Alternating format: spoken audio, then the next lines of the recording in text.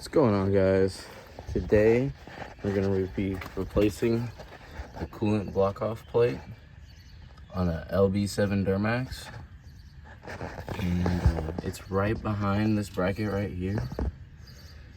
So we're gonna have to take that off first. I already took off the wheel tire and wheel well. That's all I've taken off. It's apparently a pretty common leak. They're all in the same spot on, I think it's from 01 to 2011 Duramaxes, but this is being done on an Lb7. This first bolt right here is a 12.12 millimeter.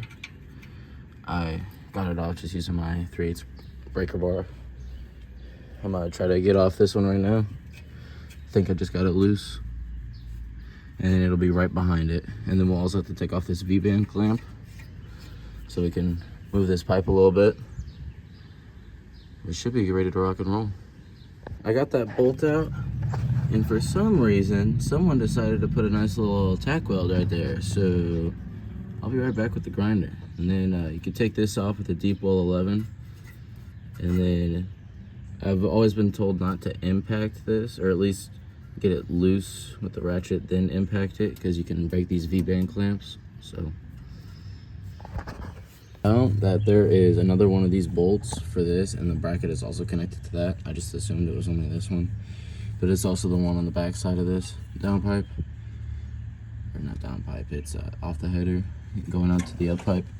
So yep, we'll have to take that one out right back there. You can kind of see it. So I can't figure out a real easy way to get that back bolt off without trying to take the downpipe off, and that's not even worth it. So I think I'm going to try to just deal with the inconvenience right now. So the next step is going to be taking it off, and you guys can see it's that plate right there. I believe that's what's been causing all my coolant leaks. I'm honestly surprised it's not leaking right now, because normally it leaks when it's off. I don't know. I think it's warped, and it has to do with the heat, because those plates can warp pretty easily. But what I'm gonna do is I'm going to take you take this little plug out, and then all your coolant comes out, because I just need to do a flush anyways, so I might as well just replace all of the coolant, because a lot of it's gonna come out. So, and this is just a more controlled environment over here, instead of it going everywhere on the other side. So I'm gonna go ahead and drain that, and I'll be right back. I may have underestimated how much was gonna flow through, and my drain thing's not doing the greatest job of picking it all up. Oh boy. Now that I have successfully picked up all of the coolant, we can start taking those bolts out. I already kind of loosened one with, you're gonna have to use a wrench. I mean, there, let me see if I can get a good angle. There, it's right in between the downpipe and that little bracket. There's that bolt, and then there's the other one right behind it. So got the first bolt out. It's still kind of draining out, but you can see where that hole is at. That's the plate. Still draining a little bit, but I mean, it really isn't that hard. Like, it wasn't real tight. A lot of people said that they could probably just tighten them up and it'd be all right, but I didn't want to do that. And then I was gonna buy a gasket, and one of my buddies was like, well, tell me you buy a gasket, coolant, and everything, because the plate I bought's only $50, and it comes with new hardware too. Because if you can tell, this truck's a little rusty. He's like, it might have just rusted off. I'm like, yeah. So I'm gonna try to tackle that top one and then put the new one on. If you were wondering if draining the coolant stops it from fucking going everywhere, you'd be wrong. So unless you want to drain the coolant, I probably wouldn't. It'd just be easier to try to catch some of that, but I just know mine needed a flush, because I've I just bought the truck, so I wanted to do a flush, so yeah.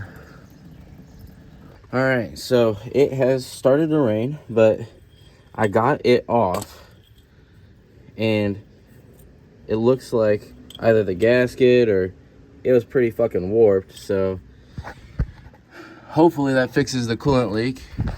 I've had, just so you guys know, do not, I repeat, do not use a ratcheting wrench, if at all, on this, because I got my ratchet wrench stuck, and if you started doing this before, what you got to do, if you don't want to, this is only on the Lb7s, all right?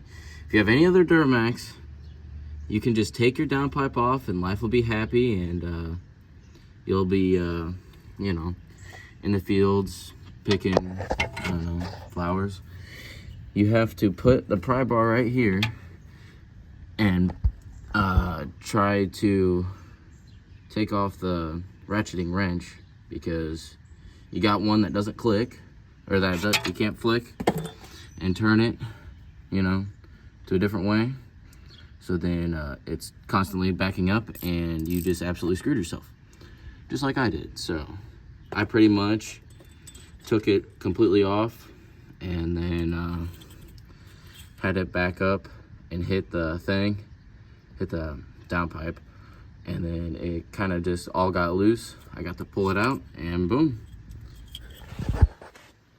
So this is what I'm going to be putting in. It comes with new hardware, but these bolts are longer, and considering I was having a problem getting the old ones out, I'm going to put the old ones in because the old ones are shorter than these ones.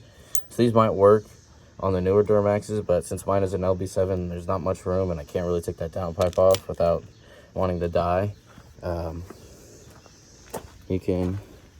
I'm probably just going to use the old bolts. This one comes with an O-ring.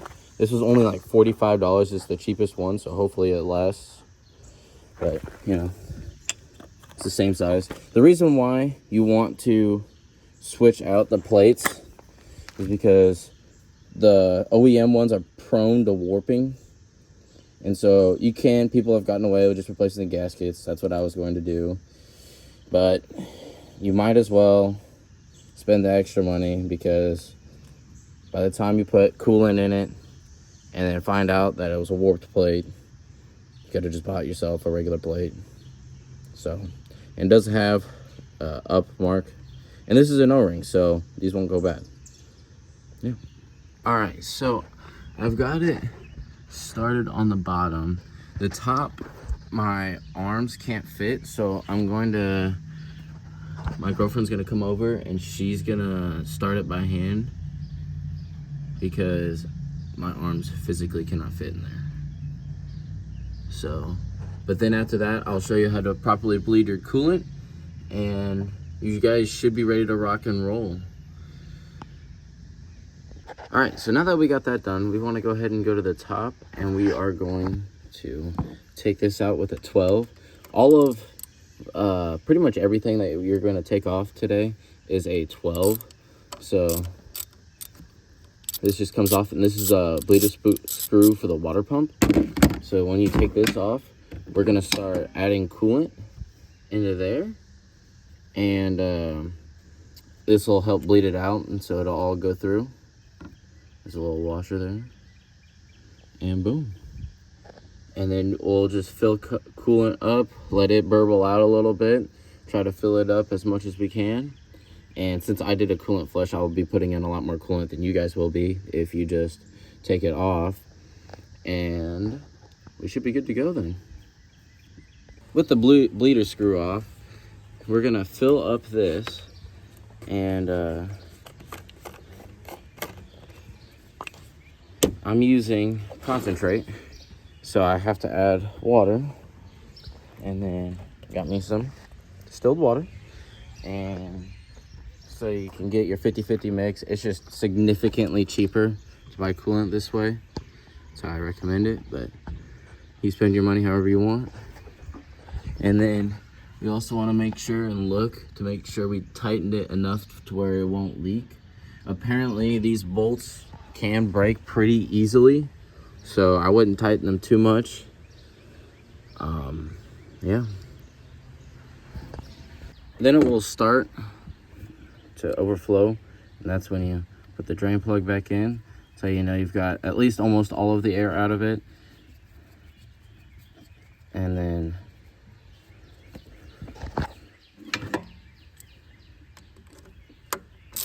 tighten her back up, and then you fill the reservoir, and then that should be good. I'm going to put the V-band clamp on, put that bracket back on, and I'll turn it on.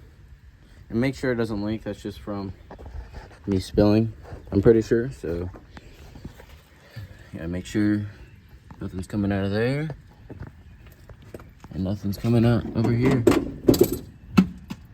And something just fell, but I don't think anything's leaking, so we should be good.